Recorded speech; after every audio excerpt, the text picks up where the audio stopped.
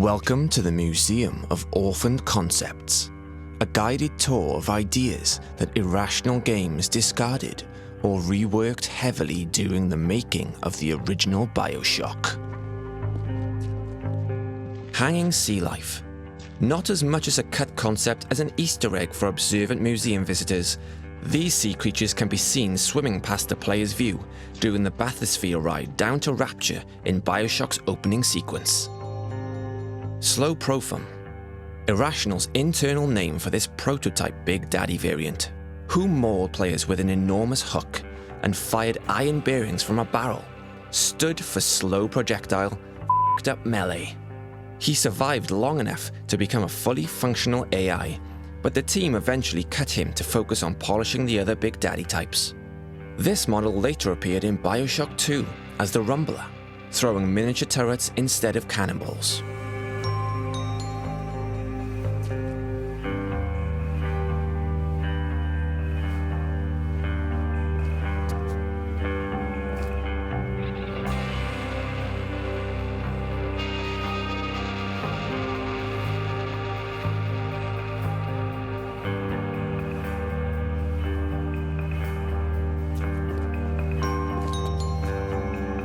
Early Bouncer. This original model for the bouncer type of Big Daddy featured a flat-headed drill at the end of each arm. The Big Daddies were envisioned as the builders of Rapture, with weapons modified from tools they would have used in construction. When the Gatherers were reimagined as Little Sisters, one of the bouncer's drills was changed to a glove hand, so the two characters could interact with each other.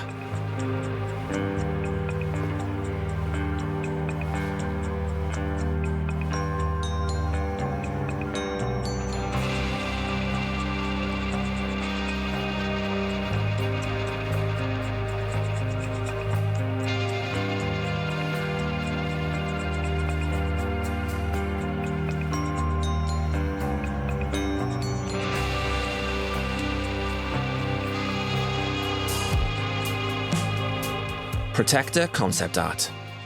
The Big Daddies, originally called Protectors, were envisioned as dive-suited construction workers, retasked with the defense of Atom Gatherers. They used construction tools or improvised weapons that looked like they had been found on the seafloor. From left to right are early concepts for the melee-ranged and slow projectile Protectors.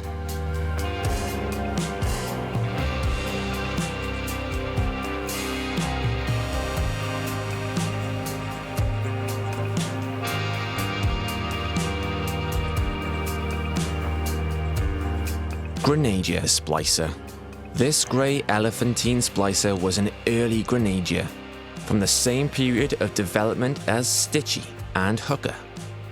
He was a guy who spliced to carry around giant grenades and throw them at you, says lead artist Sean Robertson. The model was built and textured, but never animated.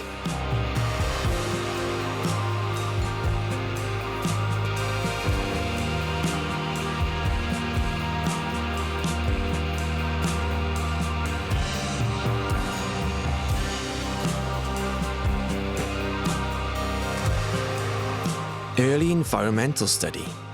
The location depicted here was built for the vision demo of Bioshock, a small level demonstrating several of the key elements of the game, such as the Big Daddies and Gatherers.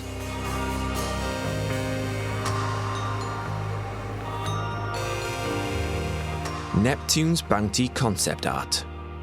This area appears in the Neptune's Bounty level of Bioshock, but the bodies floating in the ocean were cut late in development when their cast shadows proved too distracting from the action in the room.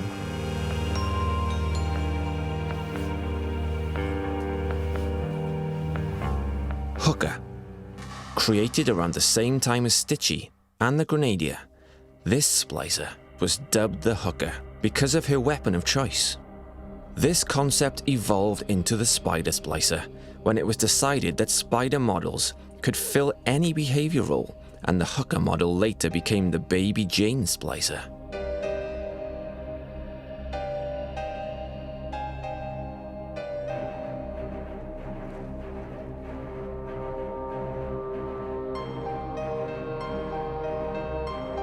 Big Daddy concept art. This is an early concept depicting a Big Daddy bursting through a wall, which inspired the audio log in the Big Daddy training grounds area about a rogue Big Daddy. The player then encountered him at the end of the level.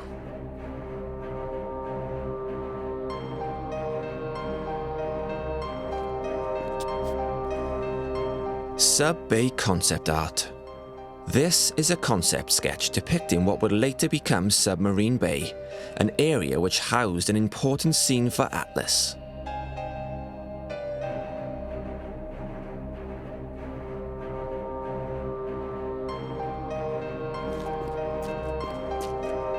Missing link model. This character is essentially the missing link between the grotesque early designs and the human splicers that appeared in Bioshock. This is the last bad model we did before moving on to what actually went into the shipping game, says lead artist Sean Robertson. After playing with him for a while, we just said, why don't we use humans instead? I always thought of these as Scooby-Doo monsters because they were too inhuman to invoke empathy.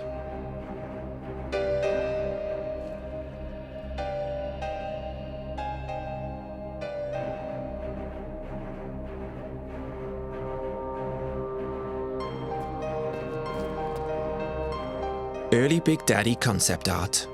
This was the fourth Protector concept, originally created with an organic slug attached to it.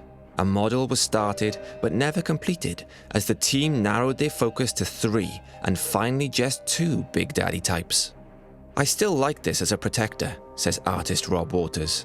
We started modeling and I really pushed to get it in, even as just a static model on the floor, but it never made it.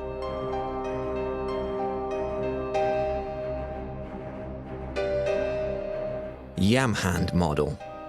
This character, derisively called Yamhand around Irrational Games, was the poster child of the conceptual phase that preceded the decision to go with human enemies. I'd point out the drawings behind the model, says lead artist Sean Robertson. You could see the top one get built, but the other 2 informed the design as well. As we trended more towards humanoids, the Scooby-Doo monsters got goofier and less scary.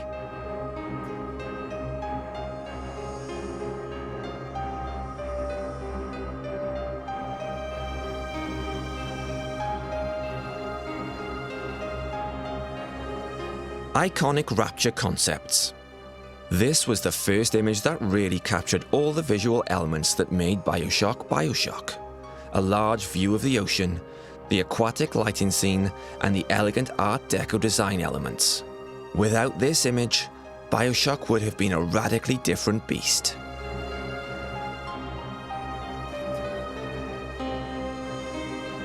Fleet Hall concept art. This early concept for Sander Cohen's Fleet Hall was created after level building had begun, when the designers found they were having difficulty conceptualizing the theater space. It was one of the earliest spaces built for Bioshock, and many of the assets used in this museum come from that area.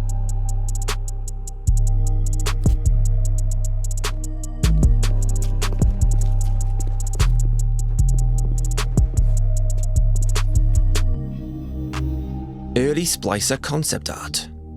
Moving from grotesque to human was a slow process. While early concepts saw the melee enemies grow monstrous arms, the team had trouble conveying how someone who had spliced to become a marksman would appear.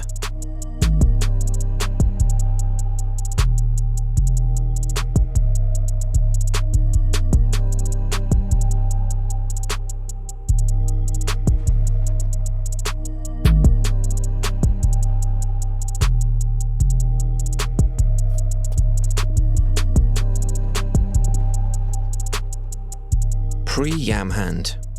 Before solidifying the fiction around Adam, Irrational experimented with the idea of it being an external, injected substance. Here, you can see us playing around with Adam before mechanically injected, said lead artist Sean Robertson. So this splicer's got vials of it on his belt. This model was created, but never made it into the final game in any form.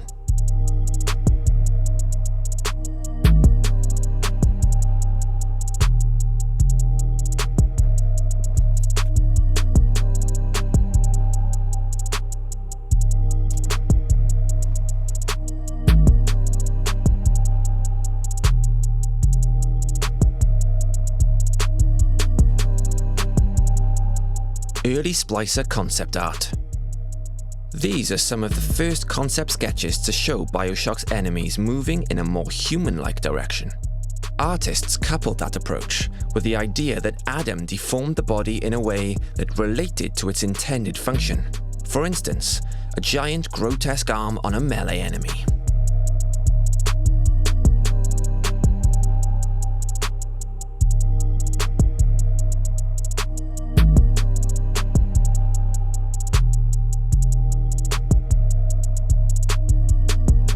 Stitchy.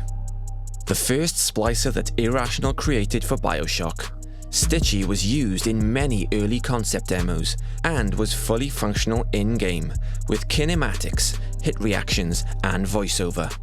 It took us that long to realise he wasn't a good model, says lead artist Sean Robertson. This is probably the worst abortion that Irrational has ever made.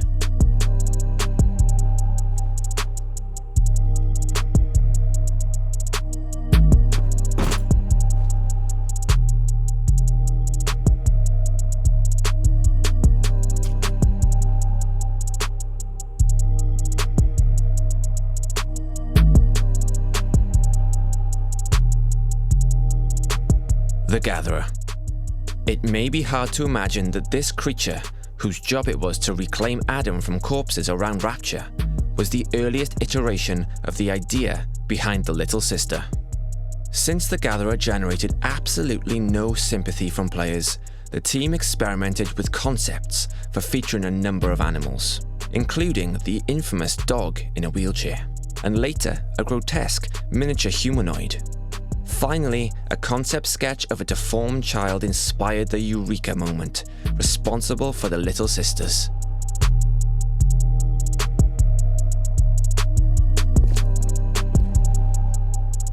Forest concept art. Irrational's artists tried to envision how an underwater city would actually function in the early conceptual work of Rapture. One idea imagined a thick forest for the purpose of oxygen exchange, seen here with an observation catwalk running around the edge. The concept of using trees for oxygen exchange made it into the final game in the Arcadia level.